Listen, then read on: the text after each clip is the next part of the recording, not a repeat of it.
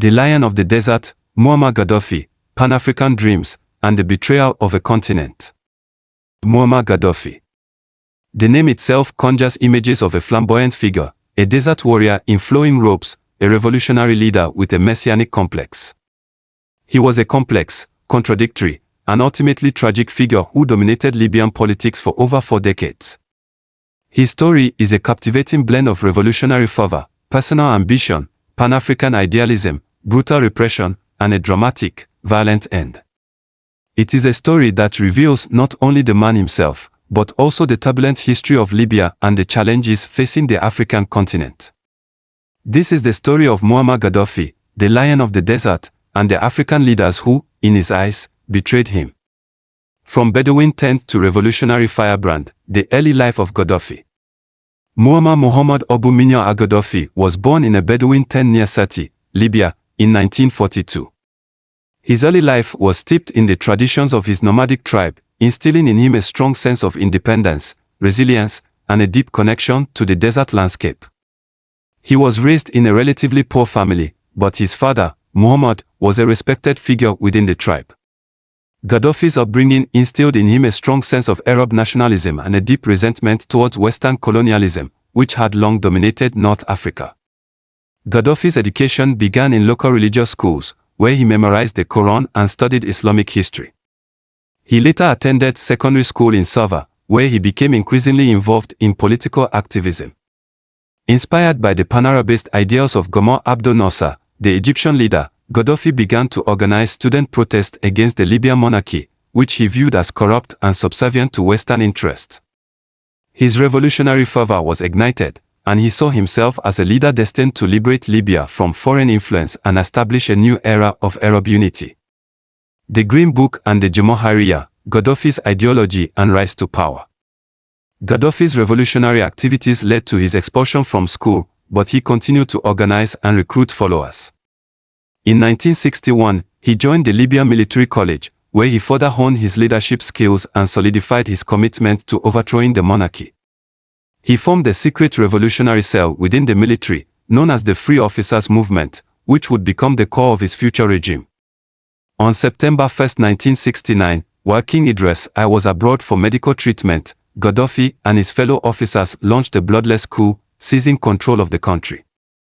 The monarchy was abolished, and the Libyan Arab Republic was proclaimed, with Gaddafi as its chairman.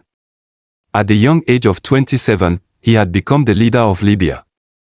Gaddafi's ideology, a unique blend of Arab nationalism, Islamic socialism, and his own idiosyncratic political philosophy, was articulated in his famous Green Book. This slim volume, divided into 3 parts, the solution of the problem of democracy, the power of the people, the solution of the economic problem, and the social aspect, outlined Gaddafi's vision for a new social and political order, a Jamahiriya, or state of the masses. The Green Book advocated for a decentralized system of direct democracy, with power residing in local people's congresses. It also promoted a socialist economic model, emphasizing self-reliance and the redistribution of wealth. Gaddafi's ideology was a complex mix of populist rhetoric, utopian ideals, and authoritarian tendencies. While he claimed to be empowering the masses, in reality, he consolidated power in his own hands, establishing a highly centralized and repressive regime. From revolutionary hero to international pariah, Gaddafi's foreign policy. In the early years of his rule, Gaddafi was hailed as a revolutionary hero, both in Libya and across the Arab world. He nationalized the oil industry, using the country's vast oil wealth to fund social programs, improve infrastructure, and support revolutionary movements around the globe. He became a vocal critic of Western imperialism and a champion of the Palestinian cause. However, Gaddafi's foreign policy became increasingly erratic and confrontational. He supported various armed groups and liberation movements, some of which were considered terrorist organizations by Western powers. He was accused of involvement in several terrorist attacks, including the 1986 Berlin discotheque bombing and the 1988 Lockerbie bombing, which killed 270 people. These actions led to international sanctions and isolation, turning Gaddafi into an international pariah. The Pan-African Dream and the Betrayal, Gaddafi's vision for a united Africa. Despite his controversial foreign policy, Gadaffi remained a staunch advocate for African unity. He envisioned a United States of Africa, a powerful and independent continent free from Western influence. He poured vast sums of money into supporting African liberation movements, funding development projects, and promoting cultural exchange. He became a patron of the African Union, providing significant financial support and advocating for greater integration among African nations. Gadaffi's Pan-Africanism was not simply rhetoric, he genuinely believed in the potential of a united Africa. He saw himself as a leader who could guide the continent towards a brighter future, a future free from poverty, conflict, and exploitation. He invested heavily in African countries, providing loans, grants, and other forms of assistance. He supported infrastructure projects, agricultural development, and educational initiatives. He even proposed the creation of a single African currency, backed by gold reserves, to challenge the dominance of the US dollar. However, Gadaffi's dream of a united Africa was ultimately undermined by a combination of factors, including his own authoritarian tendencies, the self-interest of other African leaders, and the machinations of Western powers. While he provided financial support to many African leaders, he also demanded loyalty and subservience in return. His vision of African unity was often seen as a vehicle for his own personal ambition and his desire to expand his influence across the continent. Gadaffi's relationship with other African leaders was complex and often transactional. He cultivated alliances with some leaders, providing them with financial and political support. However, he also alienated others with his domineering personality and his interference in their internal affairs. He was accused of supporting rebel groups and destabilizing neighboring countries. The betrayal, as Gadaffi perceived it, came during the Arab Spring uprisings, which swept across the Middle East and North Africa in 2011.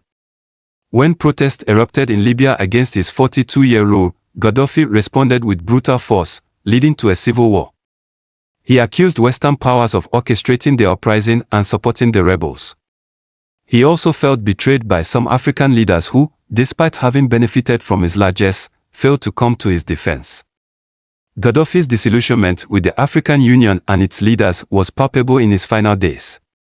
He felt abandoned by those he had supported for so long. He believed that they had succumbed to Western pressure and betrayed the cause of African unity. He saw his downfall as a betrayal of the African dream, a dream he had championed for decades. The fall of the lion, a violent end and a divided legacy. The Libyan civil war quickly escalated, with NATO intervention tipping the balance in favor of the rebels. Gadaffi's forces were overwhelmed, and he was forced to flee Tripoli. He was eventually captured and killed by rebel fighters in Sirte on October 20, 2011. The images of his brutal death were broadcast around the world, marking the end of an era. Gadaffi's legacy is deeply divided. Some remember him as a revolutionary leader who liberated Libya from foreign domination and improved the lives of ordinary Libyans. Others remember him as a brutal dictator who suppressed dissent, violated human rights, and squandered the country's wealth. His Pan-Africanist vision is also viewed differently. Some see him as a genuine advocate for African unity, while others see him as a self-serving opportunist who used Pan-Africanism to further his own ambitions. The truth, as always, is more complex. Gadaffi was a man of contradictions, a charismatic leader with a dark side. He was capable of both great generosity and extreme cruelty. His story is a reminder of the complexities of leadership, the allure of power, and the tragic consequences of unchecked ambition. The betrayal, as Gadaffi perceived it, was a bitter pill to swallow in his final days. He felt that his dream of a united Africa had been shattered by the actions of those he had trusted. Whether this perception was entirely accurate is open to debate. However, it is clear that Gadaffi's relationship with other African leaders was fraught with complexities and ultimately contributed to his downfall. The echoes of Gadaffi, Libya and Africa after the fall. The aftermath of Gadaffi's death has been chaotic and violent.